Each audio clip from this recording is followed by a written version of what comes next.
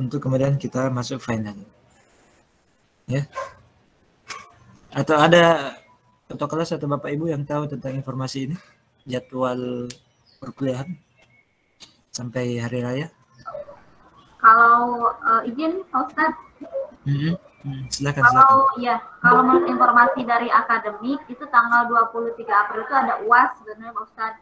Cuman tanggal berapa Bu? 23 April. 23 April. 23. Berarti minggu depan ya? Iya. Cuman cuman belum itu menurut kalender ini ya Pak Ustadz, kalender akademik. Cuman dari pihak akademik belum memastikan lagi apakah memang dijadikan atau memang ada jeda libur dan lain halnya. Baik. Ya artinya sudah betul lah. Artinya kalaupun sampai Lebaran ini perkuliahan kita memang diliburkan sementara karena termasuk dengan UTS-nya kan. Jadi kalau memang misalnya jadi fix itu UTS-nya minggu depan, berarti memang nggak ada perkuliahan lagi ya. Nanti setelah UTS baru dilanjutkan perkuliahan, dan setelah UTS ada kemungkinan kan sudah Lebaran, itu mendekat Lebaran. Biasanya setahu saya seminggu sebelum Lebaran itu kayaknya biasanya cuti, diliburkan memang. Iya betul. Ya, nah jadi memang kemungkinan besar pertemuan selanjutnya itu setelah Lebaran, ya setelah Lebaran. Dan ini saya beritahukan awal-awal. Kemudian masalah UTS-nya saya kayaknya minggu lalu saya sudah sampaikan. Saya sudah sampaikan bahwa sudah saya sampaikan atau belum ya minggu lalu? Untuk bahwa saya akan beri untuk tugas? UTS. Ya, untuk tugas makalah UTS-nya. Ya, sudah Ustaz. Ya, berarti nanti pada saat UTS-nya berlangsung itu aja yang dikumpul. Ya, dikumpulnya itu disubmit kepada ketua kelas, nanti ketua kelas yang submit kepada saya. Di email saja ke saya.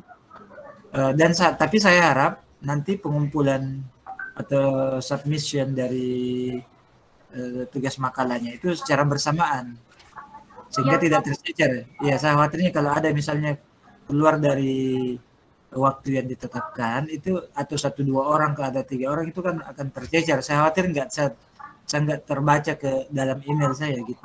Tapi kalau dia disubmit secara kolektif, maka bisa mudah. Ya, siap Ustaz. Nanti saya koordinasi ya bersama. Ya. Oke. Sekarang kita lanjutkan kelas kita ya. Nah, kita terakhir sudah sampai pada pembahasan maqasidul ammah ya dalam ekonomi keuangan Islam ya. Dan seharusnya kita masuk kepada maqasidul khassah ya dalam ekonomi atau keuangan. Cuma ada perkara lain yang saya ingin tambahkan sebelum masuk kepada maqasidul khassah. Ya, jadi kaidah mengenal dan memahami maqasid dengan petunjuk sahabat. Ya, kaidah mengenal dan memahami maqasid dengan petunjuk sahabat.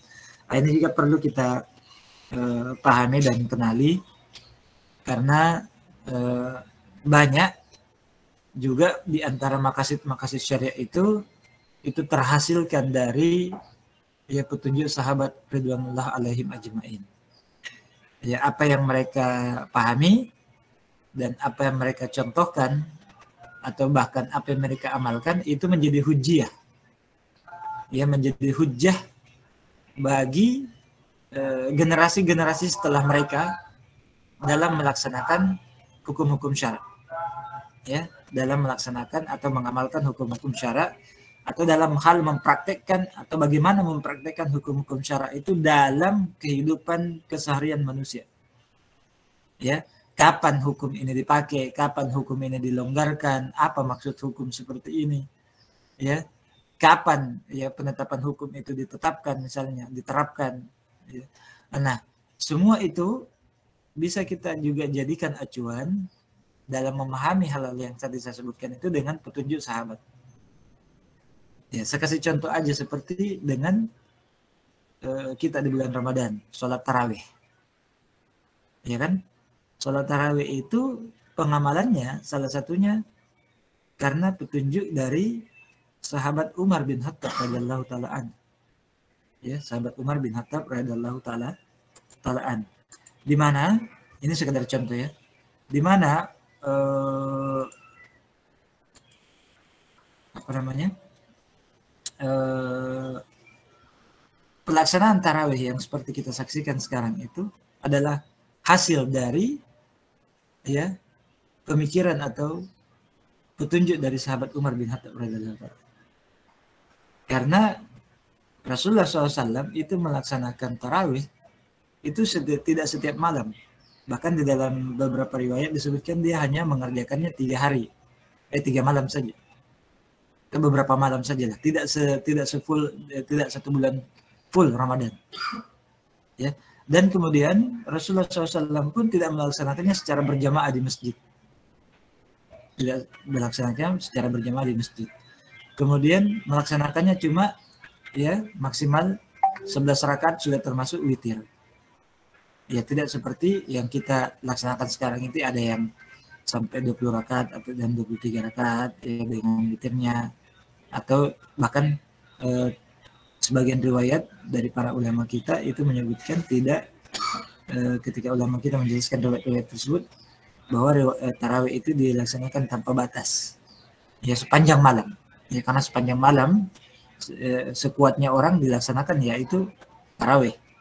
Nah dari mana itu diambil petunjuk ya, diambil petunjuk selain daripada hadis-hadis Rasulullah SAW ya, diambil juga dari riwayat para sahabat, bagaimana para sahabat melaksanakan tarawih. Itu salah satu contoh aja ya. Nah, kenapa para sahabat itu dijadikan sebagai acuan? Ya karena nas-nasnya juga menyebutkan begitu. Ya, di dalam hadis Rasulullah SAW tentang perpecahan umat, ya Rasulullah SAW ya menyebutkan ya alaikum bisunnati wa sunnatil khulafa ar-rasyidin. Ya, ketika Rasulullah SAW menyebutkan akan berpecah umat ini menjadi ya 73 golongan, ada yang dalam riwayat lain 72 golongan ya, dan seterusnya. Lalu kemudian apa yang mesti kita lakukan ketika terjadi perpecahan umat sampai ya 73 golongan tersebut dan hanya satu yang masuk surga ya, hanya satu yang masuk surga, dan itu semua masing-masing kelompok, masing-masing golongan itu mengklaim dirinya yang paling benar ya. Kullu hisbin bima ladaihim farihun. Setiap kelompok itu merasa mereka yang paling benar. Karena Rasulullah SAW cuma menyebutkan satu.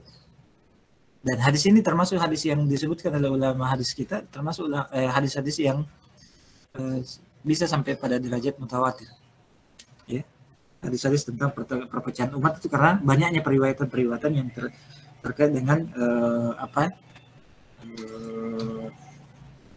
tentang perpecahan atau iftirakul ummah. Nah, dalam keadaan iftirakul ummah, perpecahan umat, Rasulullah SAW menyebutkan ya resepnya.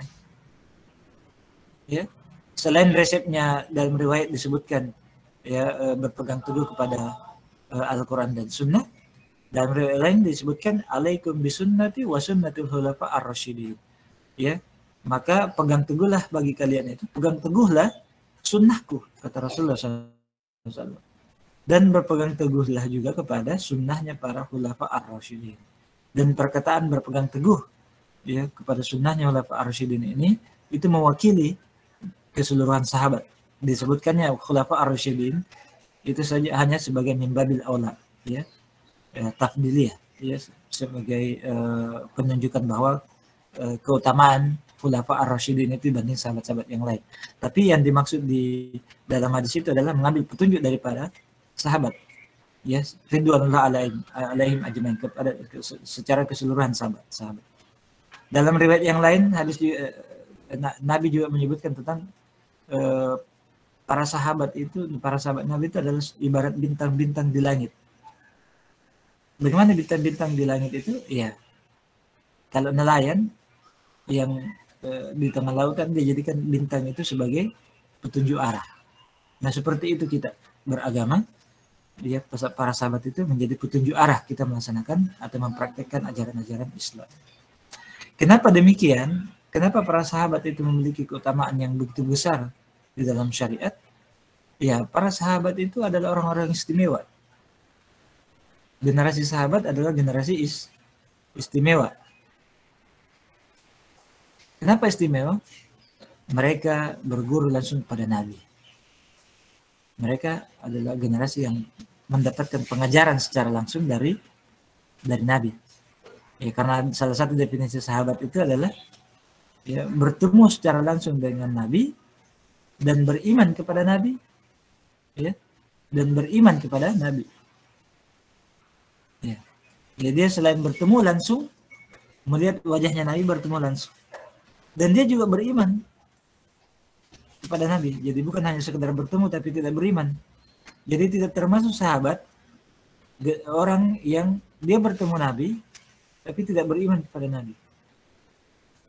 Nah, nanti dimasukkan dalam generasi sahabat kalau misalnya dia bertemu secara langsung kepada Rasulullah SAW, melihat wajahnya, berjumpa dengannya, berguru secara langsung, lalu kemudian dia beriman kepada Rasulullah Sallallahu Alaihi Wasallam. Ya, ini ya betapa istimewanya kedudukan para sahabat. Ya, bahkan ada ulama yang menyebutkan pertemuan sahabat kepada Nabi itu, pertemuannya ya,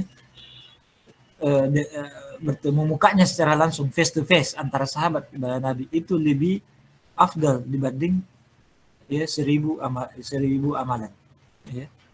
1000 amal soleh seperti itu. Jadi 1000 maksudnya keutamanya itu di 1000 kali ganda ya dibanding amalan manusia lain. Jadi apa ya, sedemikian istimewanya itu bertemu face to face dengan Rasulullah SAW, sebuah nikmat yang tidak didapatkan oleh generasi lain manusia sampai hari kiamat. Hanya generasinya sahabat saja yang bertemu dengan wajah mulia Rasulullah Sallallahu Alaihi Wasallam. Ya, makanya orang-orang sekarang itu hanya bisa memperbanyak salawat, ya hanya bisa memperbanyak salawat, ya dengan harapan nanti kita dipertemukan ya di surga dengan Rasulullah Sallallahu Alaihi Wasallam. Ya, jadi mereka berguru langsung pada Nabi dan mereka juga melihat langsung amalan Nabi. Ya kan begitu. Jadi apa yang diamalkan oleh Nabi itu mereka lihat langsung. Jadi mereka yang paling memahami dan paling tahu tentang hukum-hukum syariat. Mereka orang yang paling tahu apa maksudnya syariat itu. Paling paham. Dan mereka kalau ada yang mereka tidak paham atau mereka tidak tahu dari apa yang diamalkan oleh Rasulullah SAW, maka mereka bisa bertanya langsung. Ya kan, tinggal datangi rumahnya Nabi, tinggal datangi majelisnya Nabi, bertanya langsung. Makanya saya kadang-kadang berpikir, kira-kira kalau di zaman kita sekarang diturunkan Nabi, misalnya ini sekedar contoh, kira-kira manusia zaman sekarang masih mau taat dan patuh seperti taat dan patuhnya sahabat kepada Nabi? Kira-kira.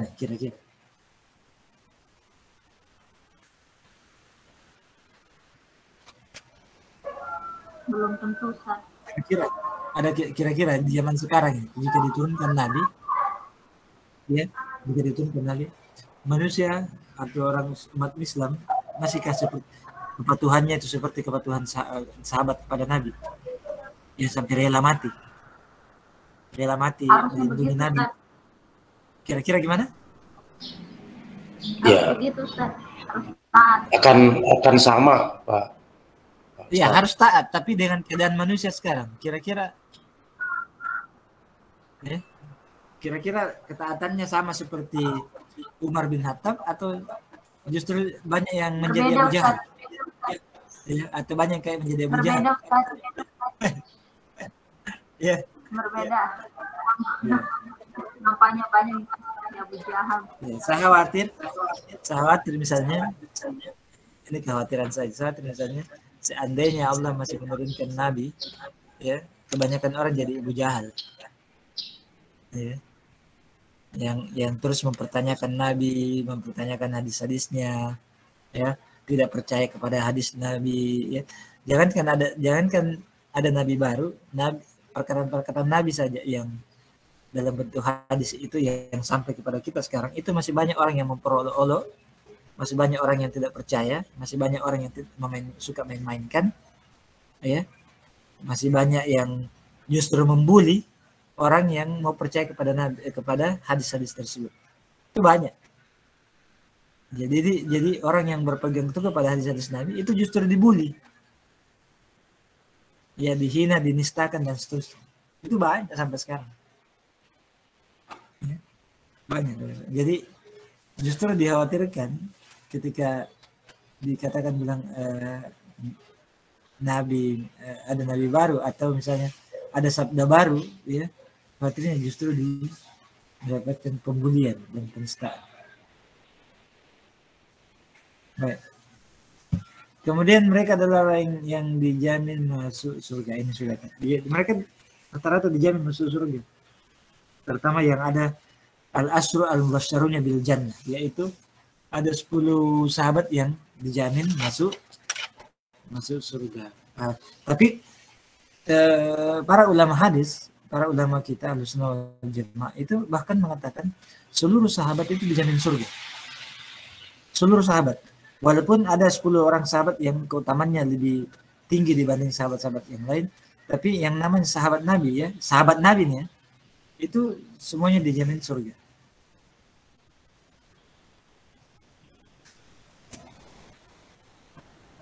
Ya, semuanya dijamin surga. Dan sebagaimana firman Allah Subhanahu wa taala, radhiyallahu anhum wa radu an. Ya, mereka telah ridho kepada Allah dan Allah pun telah ridho kepada mereka. Di ayat apa itu, ya? Jadi kita ridho kepada Allah dan sekaligus Allah juga kemudian meridhoi kita. Ya, makanya dikatakan para sahabat Nabi itu semuanya masuk surga berdasarkan nas itu, ya. Ridwanullah, makanya digelar ridwanullah atau radhiyallahu ta'ala an. Maksudnya mereka telah diridhoi oleh Allah Subhanahu wa taala. Ya. Apalagi yang sahabat-sahabat yang terlibat dalam perang Badar atau perang Uhud dan seterusnya, ya, mereka yang syahid, mereka yang terluka parah, ya, mereka yang sampai bisa sadar juga, maka Allah menjelaskan, ya, Allah telah meridai mereka dan mereka pun telah ridho kepada Allah Subhanahu wa taala. Baik. Sampai sini ada yang mau ditanyakan?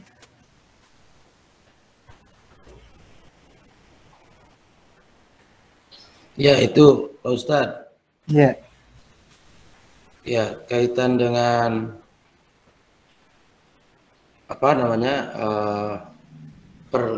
berguru sama kepada sahabat, ya, kepada sahabat. Kan disebutkan kaitan dengan macam-macam sahabat. Kalau dalam istilah ilmu hadis itu disebut takriri, ya, bukan Pak Ustadz. Gimana? Apa tadi sebutannya? Tadi kan disinggung tadi kaitan dengan sahabat Nabi. Kalau dalam ilmu hadis, sumber yang berasal dari sahabat itu kan disebut dengan takririyah itu. Takrir sama enggak? Lain. Ya, hadis takrir itu lain. Ya. Kalau hadis takrir tetap disandarkan kepada Nabi, cuma Nabi ketika melihat amalan sahabat misalnya, itu tidak melarang dan tidak memerintahkan. Jadi misalnya para sahabat melakukan suatu amalan, ya. Lalu kemudian Nabi melihat, ya, Nabi kemudian tidak memerintahkan, tapi juga tidak melarang, tidak mencegah. Maka itu namanya sunnah takririyah atau hadis takririyah. Ya. Dan dalam kaidah para ulama hadis, ya, tidak dilarangnya sesuatu itu lebih diutamakan daripada diperintahkan. Ya, tidak dilarangnya sesuatu amalan itu lebih utama diambil sebagai patokan hukum dibanding perintah. Ya. Karena kenapa? Karena ketika ada sahabat atau siapapun itu yang melakukan suatu amalan, wajib hukumnya bagi Nabi Rasulullah SAW, kalau memang perbuatan itu perbuatan salah, maka itu harus dicegah. Ya, Rasul harus cegah. Jadi kalau dia lihat perbuatan salah yang memang tidak betul atau menyalahi syariat, maka dia akan datangi dan tegur langsung. Dia akan larang langsung untuk melakukan perbuatan salah. Nah, lain dengan perintah. Kalau perintah itu diberitahukan tahap dan seterusnya. Tapi yang namanya larangan itu pada saat dilakukannya perbuatan tersebut itu langsung dilarang, dan itu kewajiban Nabi.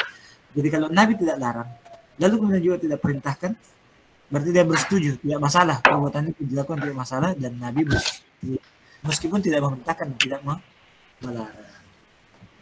Ya, itu yang maksud hadis takriri. Nah, tapi yang dimaksud amalan sahabat ini adalah amalan yang memang yang terkadang juga tidak diajar oleh Nabi. Tapi kemudian sahabat memahami bahwa hal-hal tersebut tidak dilarang.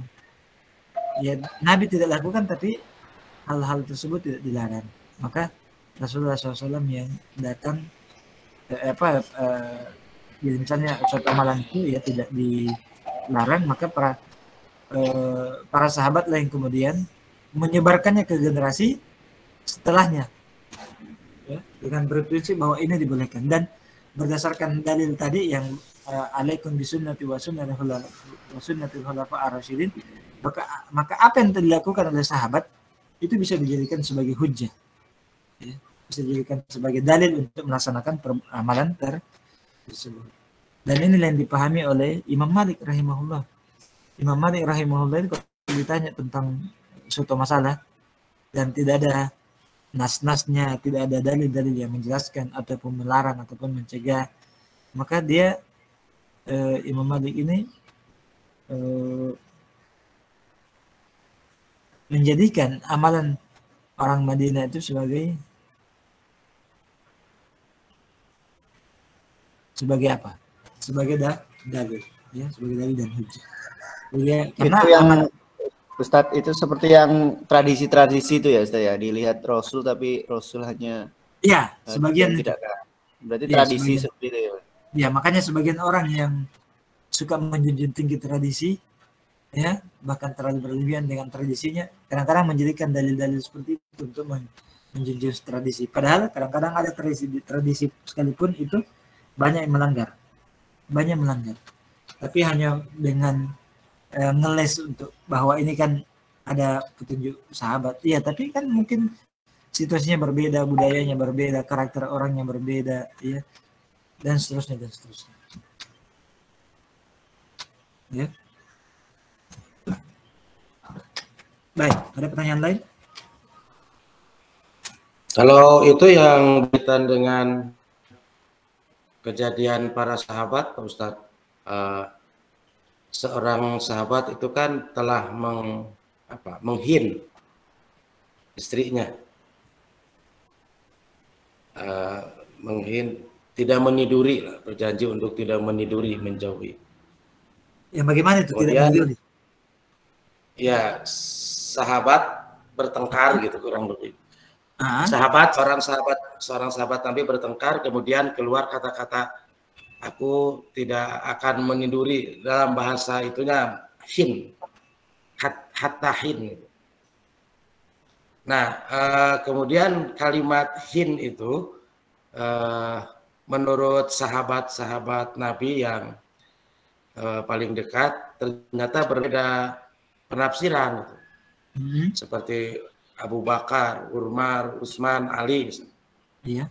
Ternyata menurut Abu Bakar, hin itu adalah seumur hidup. Kemudian sampai ke Umar ternyata 4 tahun. sampai ke Utsman bin Affan ternyata 4 bulan. Ini Dan, dalam perkara apa, Pak? Ya. Seorang suami bertengkar dengan istrinya, kemudian keluar kata-kata cerai. Enggak sampai cerai, tapi kalimat tidak meniduri. Oh, oke. Tidak meniduri dengan kata Iya. hatahin gitu. Iya. Nah, ternyata sahabat-sahabat tadi kan menafsirkan kata hin itu berbeda-beda. Iya. Iya, betul. Sehingga dan itu sampai juga kepada Rasulullah, karena sahabat yang paling ya mengalami itu kan bingung juga, sahabat berbeda. Apakah ranah itu juga ranah sahabat yang disebutkan tadi? Iya. Kalau dia kemudian ada perlakuan, ada amalan-amalan sahabat yang kemudian memang Nabi kemudian masih hidup waktu itu, lalu kemudian menetapkan satu, misalnya begini, ada seperti tadi, ada 2 atau 3 ragam pandangan sahabat, tapi kemudian Nabi memilih yang satu, berarti itu memang penetapan Nabi, ya, penetapan Nabi. Sama dengan ketika ada 2 sahabat yang diutus oleh Rasulullah SAW, kemudian mereka itu kalau kalian sudah sampai sana, kalian sholat misalnya, ya. Nah itu kan berbeda. Jadi 2 sahabat yang diutus itu berbeda penafsiran, ya, berbeda penafsiran. Ada yang sholat ketika sudah masuk waktunya, ada yang sholat ketika masuk di tempat yang dituju, ya, tempat yang dituju. Nah keduanya itu tidak disalahkan oleh Nabi. Kedua pandangan sahabat Nabi itu tidak disalahkan, tapi Nabi memilih salah satu pendapat dari sahabat itu. Berarti itu adalah penetapan penetapan Rasulullah SAW. Penetapan hukumnya itu adalah penetapan dari Rasulullah SAW. Nah yang dimaksud di petunjuk sahabat ini lebih kepada sepeninggal Nabi pada perkara-perkara yang belum ada kejelasan, lalu kemudian Nabi telah wafat. Maka kemudian para sahabat ridwanullah alaihim ajmain yang kemudian mengambil pendapat untuk memutuskan perkara tersebut. Nah dalam hal ini seperti contoh tadi saya sudah sebutkan, ya, contohnya Umar bin Khattab dengan taraweh, kemudian kalau itu Ustadz, kalau untuk yang Bilal melakukan sholat karena mendengar terompahnya itu Nabi di surga, itu termasuk dari Bilal sendiri kalau Ustadz, ya? Iya, tapi itu kan menunjukkan keutamaan Bilal saja. Oh iya, gitu ya. Jadi tidak masuk ke hukum syariat. Iya. Ya. Enggak, itu menunjukkan keutamaan sahabat saja. Sahabat Bilal bin Rabah yang suka sholat wudhu, ya. Suka sholat wudhu dan termasuk suka azan dan seterusnya. Itu keutamaan Bilal sudah didengar bunyi terompahnya di surga. Tapi yang dimaksud di sini petunjuk sahabat itu seperti yang saya sebutkan tadi, lebih pada sepeninggal Nabi. Jadi ada perkara-perkara agama ini yang mungkin belum sempat dijelaskan oleh Rasulullah SAW, ya, karena berkembang, ya, kehidupan manusia berkembang, kemudian kehidupan sosial manusia berkembang, sehingga para sahabat lah yang kemudian memutuskan perkara-perkara tersebut. Seperti dari Umar itu banyak, ya, Makanya pernah suatu ketika Nabi memuji Umar bin Khattab itu karena instingnya dan dia punya pemahaman tentang ad-din ini, sehingga kalau dia melakukan sebuah istihad itu seringkali benar, ataukah kemudian dia sering mendapatkan ilham, ya, sering mendapatkan ilham. Sahabat Umar ini, Umar bin Khattab, disebut juga al-mulhamun, seorang yang sering mendapatkan ilham, Makanya Nabi sempat berkata, seandainya ada Nabi, ya Rasulullah SAW ya, dia bersabda, seandainya ada Nabi yang diutus setelahku, maka Umar bin Khattab. Ya, maka Umar bin Khattab. Karena kenapa? Karena dia sering diberikan ilham. Dan ilhamnya itu selalu menepati syariat, ya, menepati wahyu. Ya. Nah, dan itu terbawa sampai sepeninggal Nabi.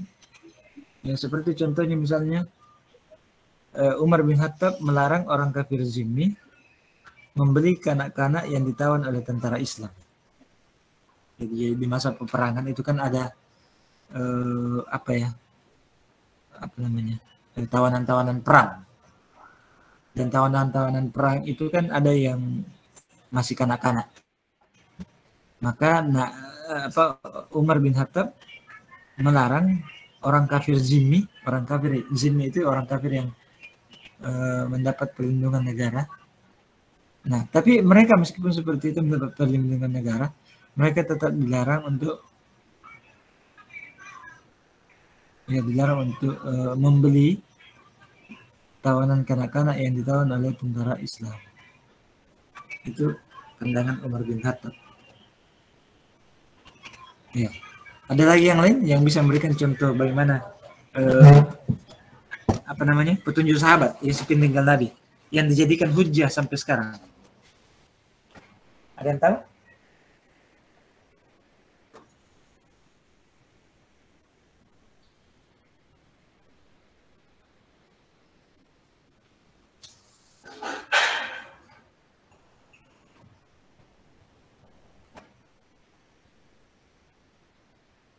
Ada pandangan? Petunjuk sahabat yang dijadikan hujjah sepeninggal Nabi. Ada yang tahu? Seperti misalnya pembukuan yang minggu lalu kita sudah sebutkan, pembukuan Al-Quran. Ya. Itu juga petunjuk sahabat. Walaupun karena secara tidak ada nas yang sahih yang menyebutkan bahwa Rasulullah SAW ya menyuruh membukukan Al-Quran. Itu semua hasil pemahaman sahabat saja. Makanya itu tidak dianggap bid'ah. Jadi salah juga orang kalau kadang-kadang dia mau membela amalan-amalan bid'ah, tapi dengan cara ya menjadikan pembukaan Al-Quran oleh sahabat sebagai salah satu contoh telah dilakukannya bid'ah, dan itu dijadikan bid'ah, dimasukkan dalam istilah bid'ah hasanah. Enggak. Itu bukan bid'ah hasanah, itu lebih masuk pada maslahah mursalah. Ya, maslahah mursalah, bukan bid'ah. Apalagi yang kira-kira amalan sahabat?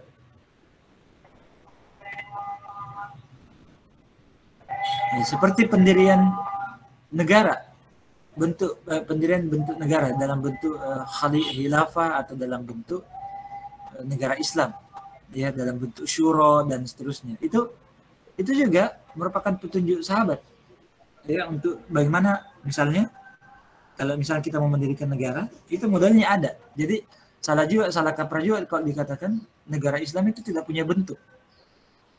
Jadi kan ada kadang-kadang kita dengar pandangan begitu. Karena kenapa? Karena para sahabat Nabi sudah mencontohkan bagaimana bentuk negara.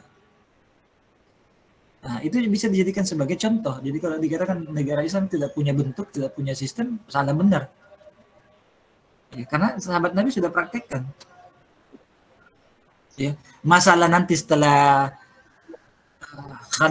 setelah khilafah Ar-Rasyidin, ya setelah khalifah Umar bin Abdul Aziz, kemudian muncul dinasti Umayyah, ya, Umayyah, Abbasiyah, ya, sampai kepada dinasti Utsmaniyah di Turki. Kemudian itu banyak di antara dinasti atau khalifah-khalifah itu yang menyeleweng atau berbuat jahat dan seterusnya. Itu bukan kepada sistemnya, tapi back to oknumnya. Jadi bukan sistemnya yang salah, tapi oknumnya yang menjalankan sistem itu yang salah. Jadi harus dibedakan. Sistem Islam itu tidak salah. Tidak ada yang salah itu dalam sistem Islam.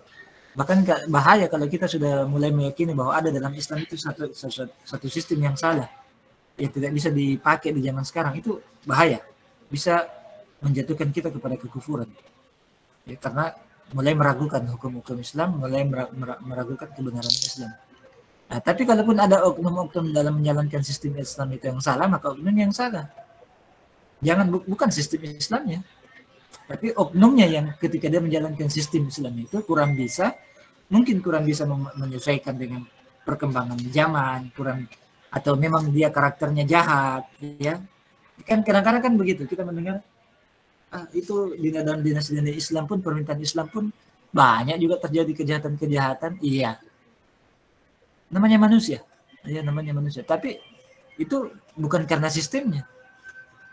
Beda dengan sistem-sistem buatan manusia sendiri, ya sistem seperti demokrasi, sistem kapitalisme, sistem komunisme, itu memang terlalu banyak salahnya malah, karena memang hasil pemikiran manusia. Jadi wajar kalau misalnya ya sistem demokrasi misalnya tidak bisa mensejahterakan, sistem apapun itu tidak mampu memakmurkan misalnya, itu wajar karena memang secara original, secara asalnya sistem itu memang sudah salah. Ya, sementara sistem Islam itu kita yakini benar. Tapi kenapa belum kan kadang-kadang ada orang mengatakan, kenapa kita belum bisa sejahtera, belum bisa makmur, sementara sebagian hukum Islam itu sudah kita jalankan. Karena sistem Islam itu butuh paripurna. Butuh paripurna. Seperti sama dengan kita pernah jelaskan dulu,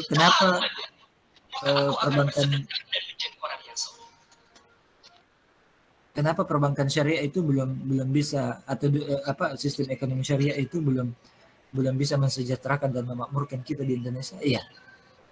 Tanyakan kembali, apakah sistem ekonomi syariah itu sudah dijalankan sepenuhnya? Kan begitu. Apakah sistem ekonomi Islam itu sudah dijalankan secara paripurna atau enggak? Ya, kan faktanya tidak dijalankan juga 100%. Bahkan kita masih bercampur dengan sistem-sistem kapitalisme.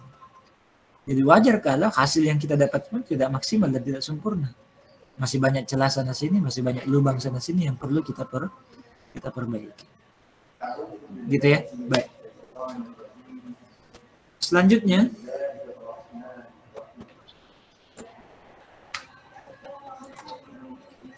peran akal dalam memahami maqasid. Ya, peran akal dalam memahami maqasid. Ya. Ada beberapa poin ya dalam masalah akal ini. Yang pertama adalah bahwa akal manusia itu memang diberikan oleh Allah Subhanahu wa taala, memiliki kemampuan untuk berpikir, diberikan kemampuan untuk menganalisa, ya diberikan kemampuan untuk mensintesis, menemukan kesimpulan, menemukan pengetahuan, termasuk memahami pengetahuan itu sendiri. Ya. Jadi akal telah diciptakan oleh Allah Subhanahu wa taala untuk memang memiliki kemampuan ya untuk memahami dan menganalisis ya apa yang kita dapatkan di dalam kehidupan kita. Termasuk dalam persoalan maqasid atau persoalan apa yang maslahah atau tidak. Tapi para ulama kita menyebutkan bahwa akal hanya bisa mengenali dan memahami kemaslahatan yang terbaik yang terkait dengan kemaslahatan dunia. Jadi kemaslahatan dunia atau apa hal-hal yang berbahaya yang dalam kehidupan dunia ini mudah kita kenali. Ya misalnya contoh, kalau orang suka balapan setelah di subuh hari, setelah sholat subuh misalnya, kan biasa gitu anak-anak muda setelah sholat subuh ya pergi balap-balapan ya mumpung subuh kan. Kita otak sudah mampu memahami bahwa tindakan seperti itu tidak betul. Itu bisa membahayakan jiwa, mudaratnya banyak, ya, mengganggu ketentraman masyarakat, mengganggu ketertiban masyarakat dan seterusnya. Itu otak kita sudah mampu memahami, ya, mudah untuk memahami hal seperti itu. Ya. Banyak, misalnya seperti makan makanan. Kalau kita terlalu banyak makan gorengan, ya, ini kurang bagus kepada misalnya kolesterol, ya. Bisa menyebabkan kolesterol, bisa menyebabkan apa gitu. Itu kan otak sudah mampu untuk memahami seperti itu. Apalagi kalau dia pelajari, ya dia kenal, dia pelajari, dia meneliti, kemudian dia analisis dan mensintesis, lalu kemudian mencoba memahami apa-apa itu semua, tidak ada masalah. Itu mudah saja bagi akal. Karena memang akal diciptakan oleh Allah Subhanahu wa taala dengan ya, sangat cerdas ya. Nah, masalahnya yang terkait dengan kemaslahatan akhirat, apakah otak juga mampu mengenali yang terkait dengan akhirat bahwa perkara ini diridhoi oleh Allah atau tidak? Itu kan tidak bisa, karena yang menyebutkan persoalan-persoalan akhirat itu adalah nas. Ya, nas-nas Al-Quran, hadis Rasulullah SAW, serta ijma. Ya. Maka pentingnya di sini kita pertama yang masih muda-muda, ya, kalau ada apa-apa merujuklah juga kepada orang yang lebih senior, merujuk kepada orang yang lebih tua, yang memang lebih tahu asam garamnya kehidupan dunia ini. Maka itu yang kita tanya. Iya, dan kalau kita sudah dapatkan informasinya, biasanya mudah bagi para yang mau melaksanakan perkara-perkara tersebut. Kemudian yang kedua maslahah, ya ini maslahah.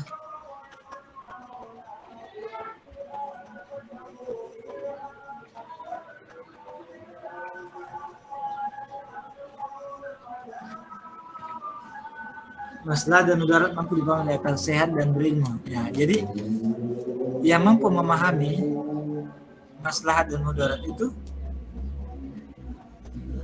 hanyalah akal yang sehat dan berilmu. Hanyalah akal sehat dan yang berilmu. Kemudian pemahaman akal tidak bertentangan dengan ilmu atau dengan nas. Dengan ilmu atau dengan nas. Jadi akal tidak, pemahaman kita terhadap sesuatu itu tidak bertentangan dengan ilmu atau dengan nas, dengan syarak.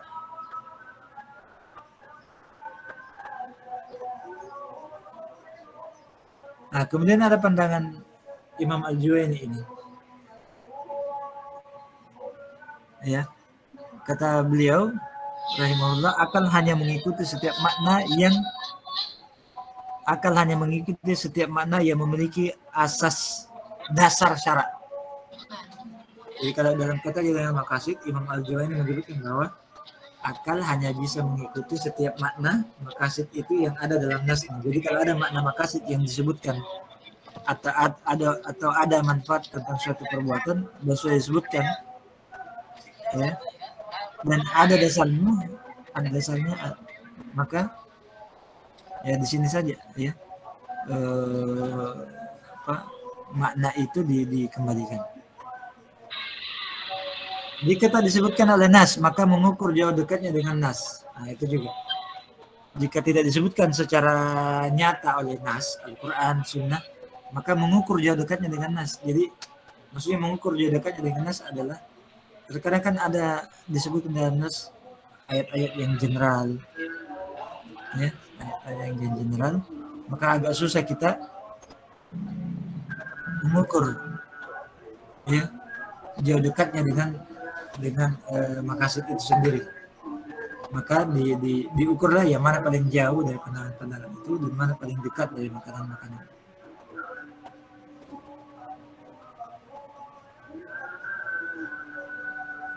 Kemudian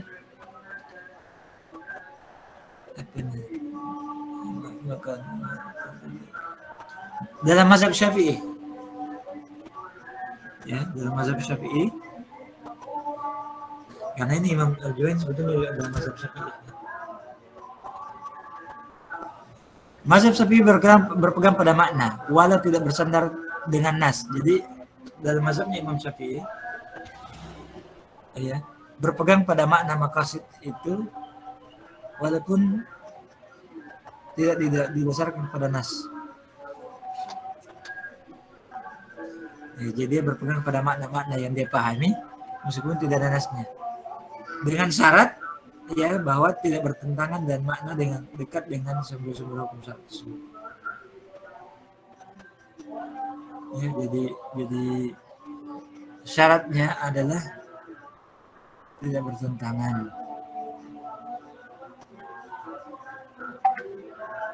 ya, dan makna itu dekat dengan sumber-sumber hukum syara. Artinya secara makna dia ada dekat sebetulnya dengan hukum-hukum lain yang diterapkan dalam Al-Quran ataupun Sunnah, atau biasa juga dinamakan dengan misalnya kias, karena kias itu juga sebetulnya tidak ada nas khusus yang menjelaskan. Ya, nanti orang memahami maqasid syariahnya itu misalnya ulama, lalu kemudian dia carikan padanan hukumnya di dalam perkara-perkara yang sudah ada dan sudah jelas hukumnya, maka itu dia padankan, maka menjadilah yang namanya kias, ya, yang tidak bertentangan dengan hukum syara. Nah, ini perannya akal dalam memahami maqasid, sehingga kita memang perlu berhati-hati juga kalau hanya mengandalkan akal dalam memahami persoalan-persoalan yang disebut dengan maqasid syariah. Sampai sini ada yang mau ditanya? Ya Ustaz. Ya.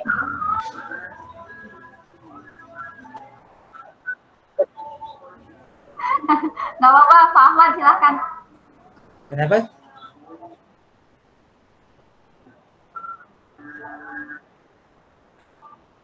Nah.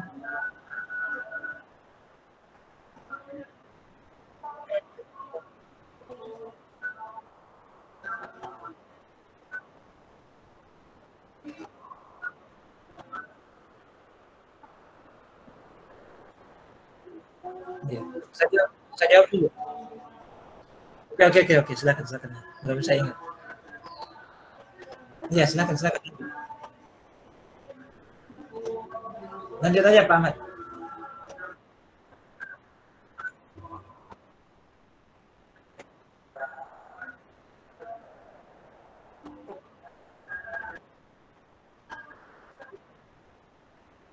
Iya.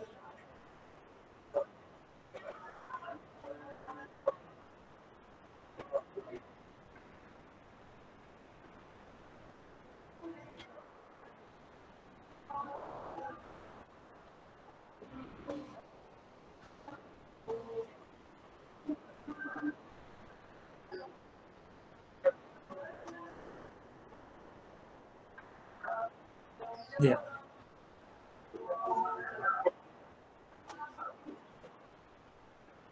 Iya. Iya. Iya. Baik, pertama, apakah setiap dalil-dalil syariah itu memiliki maqasid? Iya, secara general memiliki maqasid. Ya, secara general maqasid. Karena tidaklah turun perintah ataupun larangan, ya, kecuali ada maqasidnya. Cuma masalahnya, apakah maqasidnya itu, ya, dari sisi kita mengetahui atau tidak mengetahui? Apakah maqasid syariahnya sudah dijelaskan dalam ayat itu ataukah belum dijelaskan? Kemudian dari sisi juga bisa dipandang apakah perlu kita mencari maqasidnya, mengetahui maqasidnya ataukah nggak perlu. Ya, jadi tinggal ayat-ayat itu dipilah-pilah aja seperti itu. Tapi yang jelas, ya, setiap perintah dan larangan dari Allah Subhanahu Wa Taala itu ada maqasidnya. Itu yang disebutkan oleh para ulama kita bahwa, ya, seperti misalnya yang disebutkan Ibnu Asyur, Syatibi, Imam Al-Ghazali, bahwa setiap perintah dan larangan itu, ya, pasti mendatangkan maslahat. Ada kemaslahatannya. Karena agama ini, ad-din ini tidaklah diturunkan oleh Allah kecuali untuk kemaslahatan. Dan itu maqasid amnya. Bahwa semua tuntunan syariat itu adalah cuma maunya untuk kemaslahatan manusia. Nah, nanti ya, kemaslahatan terperincinya, spesifiknya tergantung kepada perkara-perkara tersebut lagi, ya. Itu kita sudah jelaskan bahwa perkara-perkara itu kan yang terkait dengan akidah, terkait dengan muamalah, ya, terkait dengan akhlak dan seterusnya. Itu masing-masing ada maqasid khususnya lagi. Yang bisa jadi sudah clear di ayatnya, di perintah dan larangannya, tidak perlu lagi kita mencari-cari, ya. Atau bisa jadi kita memang belum paham tentang maqasid apa yang dikandung. Ya, ataukah boleh jadi memang kita cuma jalani saja, kita amalkan saja atau kita tinggalkan saja larangannya tanpa perlu kita tahu, ya, maqasid di sebalik daripada perintah ataupun larangan tersebut. Kemudian yang kedua terkait dengan apa tadi pandangan Ibnu Asyur ya. Apa? Itu saya sudah lupa.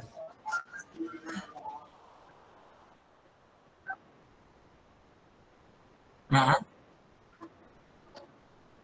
ya, ini kita sudah bahas.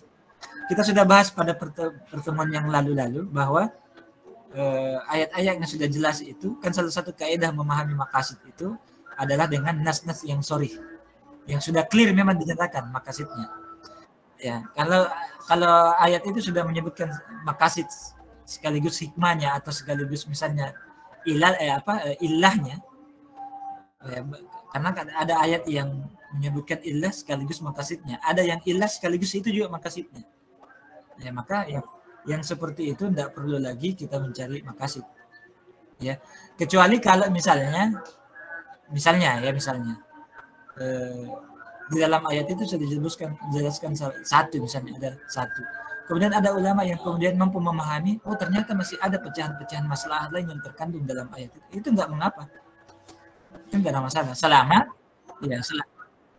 Betul. Selama masalah yang pecahan-pecahan itu atau turunan-turunan itu kemudian justru mensupport, menyokong dan semakin menguatkan maqasid yang disebutkan dalam ayat tersebut. Gitu ya, Pak. Ya. Ya.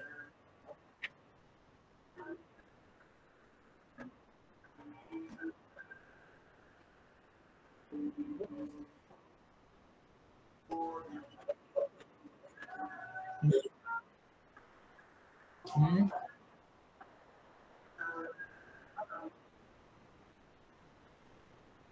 iya.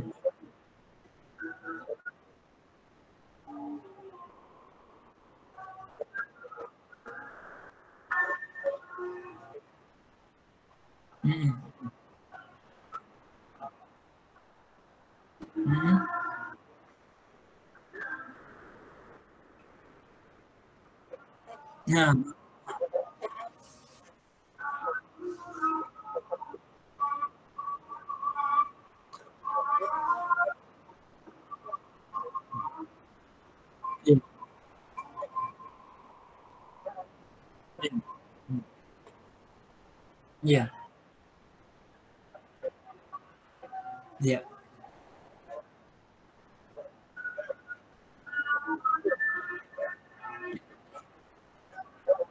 Iya.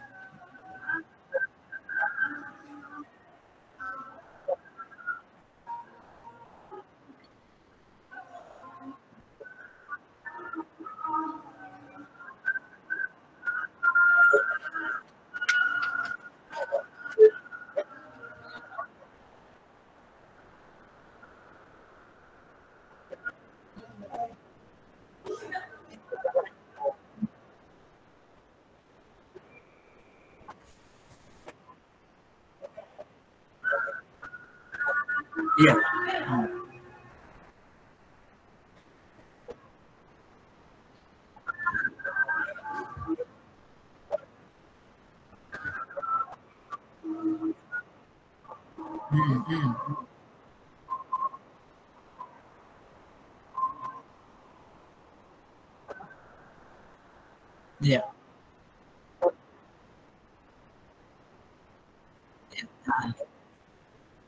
Iya.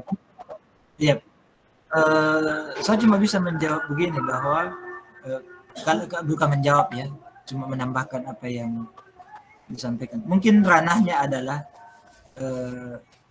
agak kurang tepat kalau misalnya karena ini kan bukan sebuah perdebatan tentang maqasid atau tidak ya, tentang masalah emas itu dia tidak dibayar tunai atau dengan cara kredit misalnya.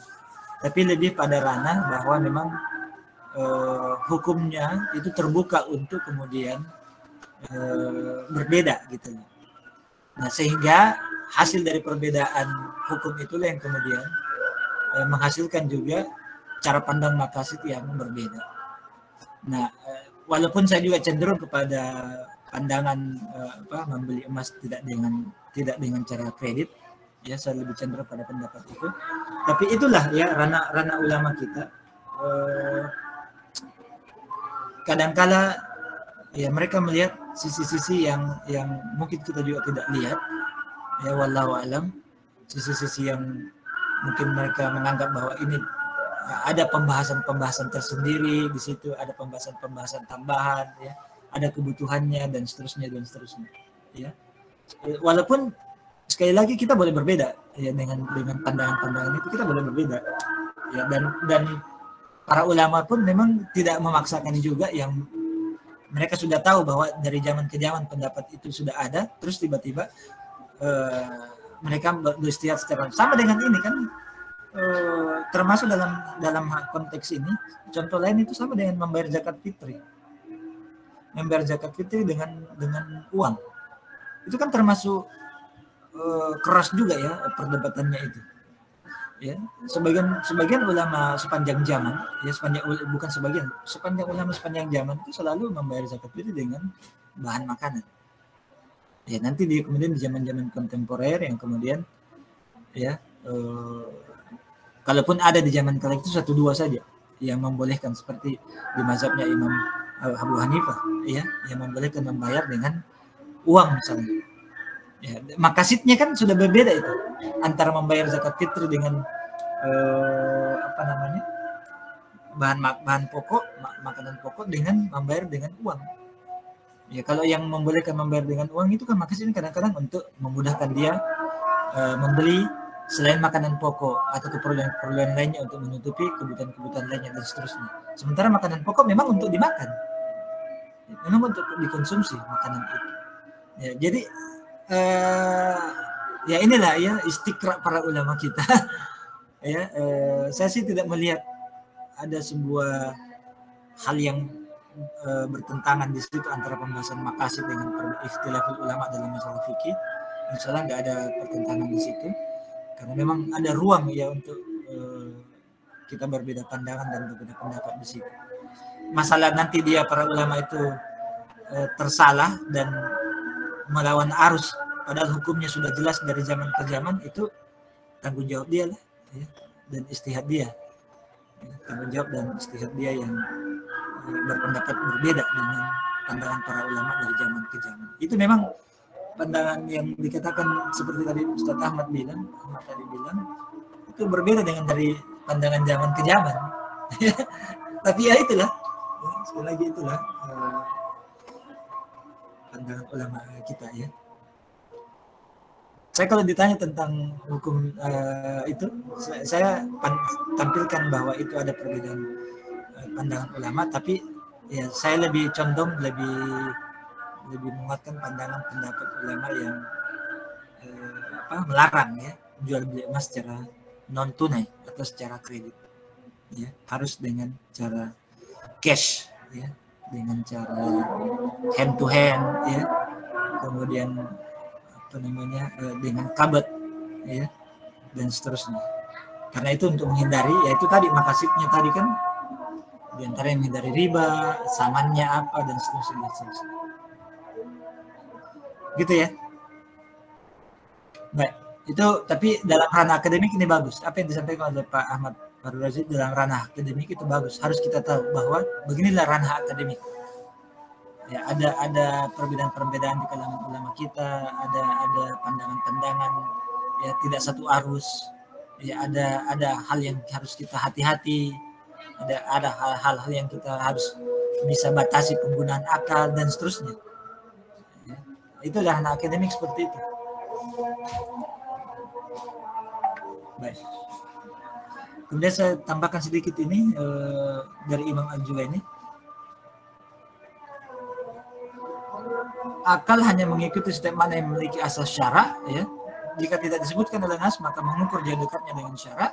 Kemudian dalam mazhab Syafi'i berpegang pada makna walaupun tidak bersandar dengan nas. Nah ini dalam pandangan mazhab Syafi'i, dia berpegang pada makna yang digantung dalam ayat-ayat atau dalil-dalil tersebut, walaupun tidak secara clear dinyatakan maqasidnya. Tapi makna yang mereka pahami atau makna dari perkara-perkara apapun yang dijumpai, itu dia pahami maqasidnya seperti itu meskipun tidak ada nas sekalipun yang menjelaskan tentang perkara-perkara itu. Ya, dengan syarat tidak bertentangan dengan nas itu sendiri dan maknanya juga dekat dengan sumber-sumber hukum syara. Jadi makna maqasid itu tidak bertentangan dan justru dekat memang. Meskipun tidak secara jelas ya disebutkan. Ya, makanya sebagian orang mengatakan mazhab Syafi'i itu di satu sisi ketat tapi longgar juga dalam persoalan-persoalan perkara-perkara yang tidak ada nasnya. Ya, tidak ada nasnya. Makanya pembagian seperti pembagian bid'ah itu sendiri dalam mazhab Syafi'i itu kan sampai ada 5 pembagian bid'ah itu. Karena itu untuk menghadapi perkembangan zaman atau perkembangan peradaban manusia. Ya, jadi di satu sisi dikatakan mazhab Syafi'i itu ketat, rigid, tapi di satu sisi dia fleksibel, longgar dalam mengikuti perkembangan zaman. Ya. Kalau kita pelajari sedikit tentang mazhab Syafi'i itu, sebagian fikihnya itu sangat ketat. Seperti misalnya tentang wakaf. Itu mazhab Syafi'i tidak begitu merekomendasikan untuk wakaf uang, wakaf tunai. Ya. Itu ketat dibanding mazhab yang lain. Mazhab yang lain itu kan lebih bisa menerima perkembangan manusia terhadap dalam hal wakaf tunai ya, wakaf uang. Tapi mazhab Syafi'i tidak. Tapi dia punya konsep-konsep lain ya dalam menghadapi perkembangan zaman itu yang kemudian dianggap juga sebagai mazhab yang sangat fleksibel. Ya. Buktinya ini ya bahwa dia berpegang pada makna walaupun tidak bersandar dengan nas dengan syarat tak bertentangan dan makna itu dekat dengan sumber-sumber hukum syara. Baik. Ini sudah azan lagi. Bagaimana kita break atau gimana?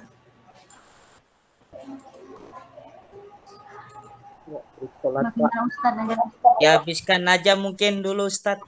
Oh ya, saya habiskan saja satu slide ini ya. Karena saya bilang memang tadi apa? Dihabiskan saja dulu. 1 jam setengah saja. Iya baik. Nah, ini pendapat Ar-Raisuni. Ya, salah satu ulama kontemporer juga dan pakar maqasid.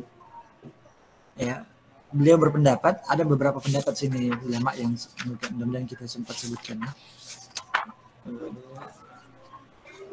Ar-Raisuni salah satunya ya.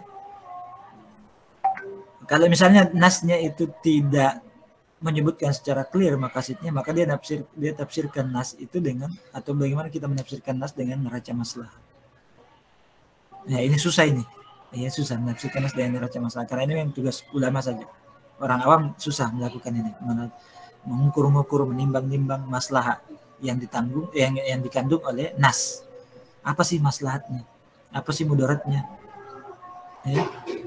Jadi menimbang-nimbang, menilai dan mengukur maslahat yang berubah-ubah. Ini lagi persoalan yang lebih kompleks, lebih sulit lagi. Jadi kadang-kadang dia bilang, oh ini ayat perintah dan larangan ini, perintah atau larangan ini mengandung maslahat seperti ini. Ternyata di beberapa waktu kemudian berubah. Oh ternyata maslahatnya ini kurang, nggak tepat ini, kurang tepat. Dia lebih tepat dengan maslahat yang seperti ini. Nah itu adalah ukuran. Artinya kemungkinan perintah atau larangan itu mengandung beberapa maslahat. Kemungkinan mengandung beberapa maslahat. Tinggal nanti maslahat mana yang paling dekat, maslahat mana yang paling tinggi, yang paling berat nilainya. Ini paling berat nilainya. Dan untuk kajian-kajian kontemporer, kajian-kajian ekonomi syariah kontemporer itu banyak melakukan ini. Menilai dan mengukur maslahat yang berubah-ubah dan yang mana yang paling tinggi, yang mana yang paling rendah. Itu beberapa kajian zakat, kajian wakaf, bahkan kajian-kajian keuangan syariah itu banyak sudah melakukan kajian-kajian ini. Bahkan mereka sudah mulai membuat indeks. Ya, itu bisa dibaca-baca di jurnal-jurnal ya ekonomi syariah. Sudah mulai melakukan kajian-kajian seperti ini, ya. Yang mana yang paling dekat, yang mana yang paling berat bobotnya, yang mana yang berubah-ubah, yang mana mengandung maslahat beberapa bagian, ya, yang mana saling support, itu banyak sekarang, ya.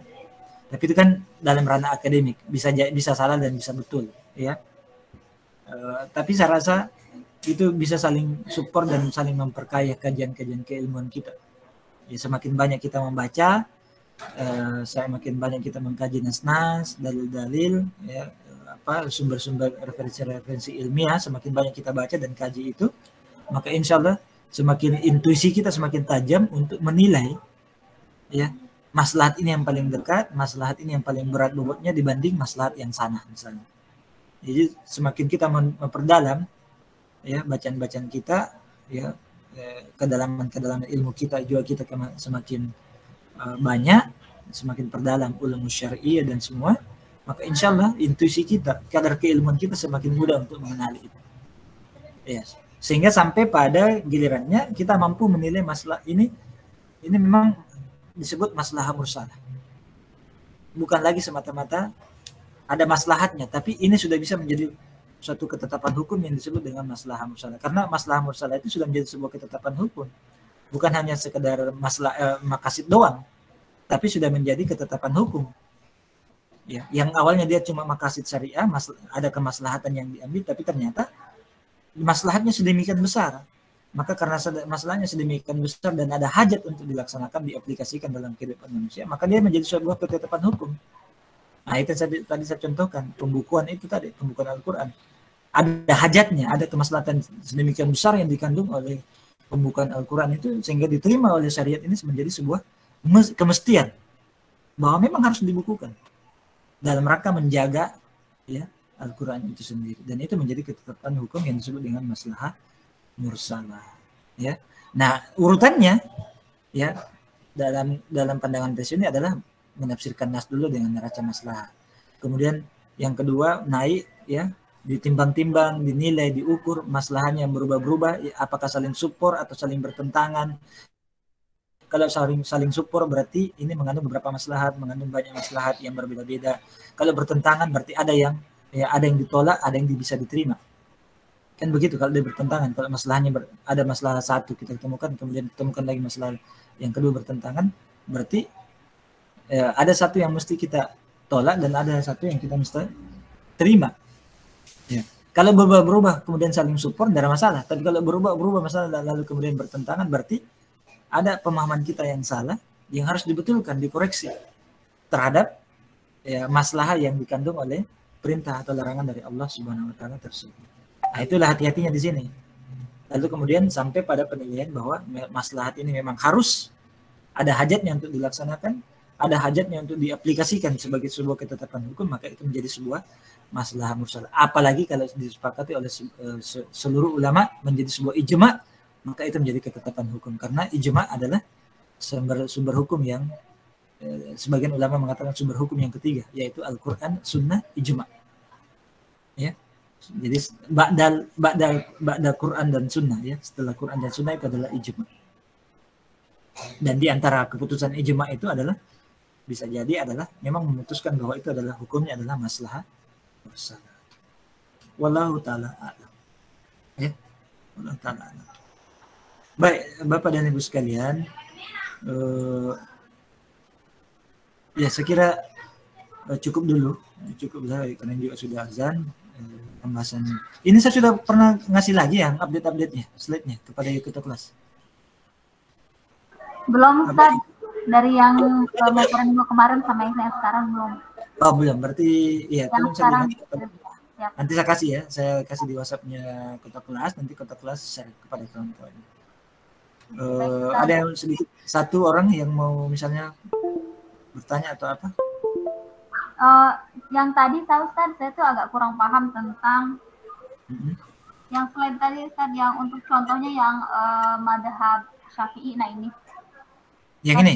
Ya, mungkin bisa dikasih contoh satu biar agak jelas. Yang mana? Yang madhab Syafi'i berpegang pada makna walau tak bersandar nas dengan syarat tak bertentangan dan makna itu dekat. Oh, akal hanya mengikuti setiap makna yang memiliki asas syarat. Nah, begini. Secara umum kan tadi akal, ini kan kembali ke ini. Akal mampu mengenal dan memahami kemaslahatan dunia. Iya kan? Jadi ketika kita ketemu suatu perkara, ya seperti tadi saya sudah contoh misalnya orang balapan, ya walaupun balapan sekarang itu kan dijadikan olahraga ya.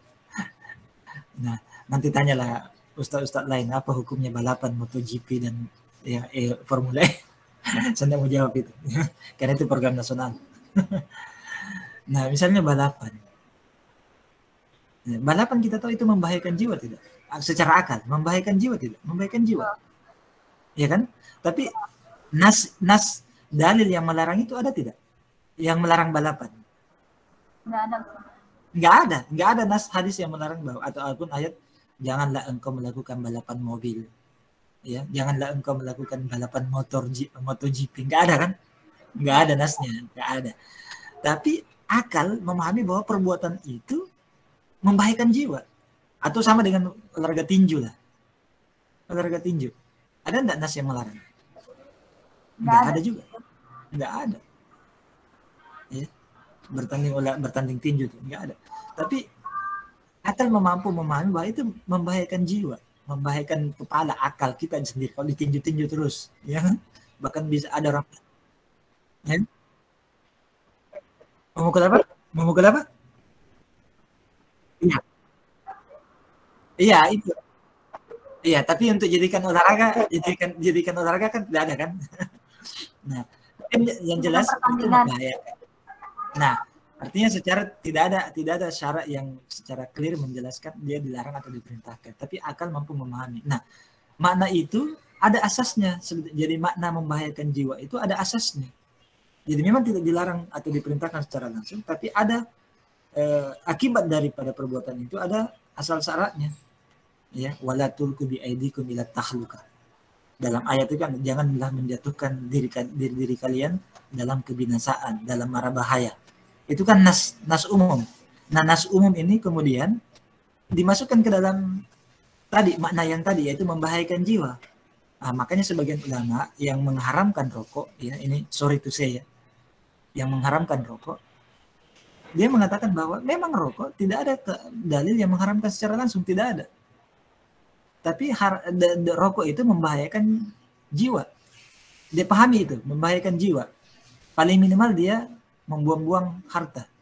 Paling minimal dia membuang harta. Dan membuang harta itu ada sesuatu yang dilarang. Nah, maka karena dia membahayakan jiwa, maka dia masuk ke dalam makna ayat, wala tulqu bi aidikum ila tahluka. Janganlah kalian menjatuhkan diri kalian dalam kebinasaan, dalam mara bahaya. Ya. Wala tabzira. Janganlah kalian ya membazirkan harta-harta kalian. Itu kan masuk dalam nas-nas seperti itu. Nah, itu yang dimaksud dengan akal hanya mengikuti setiap makna yang memiliki asas syarat. Jadi maknanya ada, tapi ya perintah dan larangannya tidak clear, tidak ada yang sharih melarang atau memerintahkan. Maka karena akal sudah memahami ini bahaya, dan kemudian dimasukkan kepada asas syariahnya begini, kita tidak boleh menjatuhkan diri kita kepada bahaya. Berarti ini dilarang dong. Dilarang ini karena kita tidak boleh, karena perbuatan ini membahayakan jiwa, sementara kita dilarang untuk membahayakan jiwa kita. Begitu ya Ibu ya? Ustadz, jadi kesimpulannya rokok itu haram ya Ustadz? Kalau saya ditanya, saya mengambil pandangan yang menganggap rokok itu haram. Bukan pandangan saya hanya mengambil pandangan ulama yang menganggap dia haram. Ya, jadi bukan pandangan saya ya. Tapi kalau Anda kalau misalnya dalam ranah fikih Anda mau mengambil pandangan bahwa itu cuma makruh, ya silakan aja. Ya. Ya kalau makruh kan tetap aja dibenci, Ustadz. Makruh, apalagi kalau makruh sampai makruh di tahrim ya, itu kan sudah mendekati haram ya. Tapi kan saya ini kan dalam berbicara dalam ranah akademik, dan ranah fikih ya. Saya sepakat itu Ustadz, haram. Ya, artinya kalau ada yang berpandangan berbeda seperti itu ya silakan aja. Ya, tapi kalau saya dimintai pandangan, ya saya mengambil pandangan ulama yang mengatakan itu adalah haram. Dengan berdasarkan itu bahwa dia membahayakan nyawa, membahayakan jiwa. Dokter pun tahu itu membahayakan jiwa. Jangan lagi bilang, dokter pun banyak yang merokok, ya terserah dia. Dokter pun banyak merokok. Masalahnya dokter itu kan dia tahu penyakit apa, dia punya obatnya. Tahu. Masalahnya kita bukan dokter. Tapi mereka Ustadz yang jadi tanda tanya, mereka itu punya pemahaman sendiri Ustadz. Kalau dia itu tidak apa-apa merokok itu. Iya. Tidak apa-apa karena ada bisnisnya mungkin. Baik, saya kira demikian ya. Menarik ini wacana-wacana. Jadi saya pikir memang bapak-bapak dan ibu-ibu bisa mengembangkan juga referensinya, baca-baca buku seperti tadi Pak Ahmad itu baca bukunya siapa tadi? Siapa tadi ya disebut Pak Ahmad? Ya, Ibnu Asyur itu salah satu ulama yang pakar juga di bidang maqasid. Ya, kalau kontemporeri Ar-Raisuni dengan ini apa? Siapa lagi? Ada satu orang itu yang profesor juga, itu bagus bukunya dibaca. Ya, Jasir Auda ya, tapi ini lebih agak lebih moderat ya, lebih moderat dibanding klasikal. Tapi sekedar untuk bahan referensi silakan saja, menarik untuk dibaca-baca ya. Menambah-nambah pengetahuan kita tentang maqasid. Karena apa yang saya berikan ini cuma kulit-kulit doang ya. Cuma sekedar ya apalah yang untuk membuka pemahaman dan membuka wawasan kita. Saya kira demikian Bapak dan Ibu sekalian, dan saya mohon doanya Bapak dan Ibu sekalian. Mohon saya dimudahkan dalam perjalanan umrah. Nanti kita berjumpa kembali setelah Lebaran insya Allah, dan saya coba konfirmasi juga dengan fakultas, dengan akademik UTS-nya finalnya kapan, dan terkait perkuliahannya kembali setelah Lebaran ya insya Allah. Dan ketua kelas juga boleh mengkonfirmasi juga ke akademik ya, untuk memperkuat informasinya supaya kita sama-sama update insya Allah ya. Siap. Masalah nilai no worries ya, masalah nilai no worries ya. Saya biasanya yang penting, apalagi kalau bapak-bapak itu aktif suka bicara di kelas, itu biasanya saya segan-segan kasih A ya. Alhamdulillah. Ada segan-segan kasih A biasanya ya. Dan minimal dia rajin, dia tidak pernah absen. Kecuali kalau dia selalu absen, nah itu biasanya paling tinggi B saja atau B minus kalau dia suka absen. Ya. Baik, saya kira demikian Bapak dan Ibu sekalian. Mohon dimaafkan apa yang kurang, dan sekali lagi mohon Ibu-ibu juga menambah referensinya, banyak baca. Dan terakhir sekali lagi Bapak banyak doanya supaya saya dimudahkan, dan kita juga bulan Ramadan ini ibadah kita semua diterima oleh Allah Subhanahu wa taala. Amin. Amin. Kita berat majelis, subhanakallah wa bihamdik, baik. Assalamualaikum warahmatullahi wabarakatuh. Waalaikumsalam warahmatullahi wabarakatuh. Sama-sama.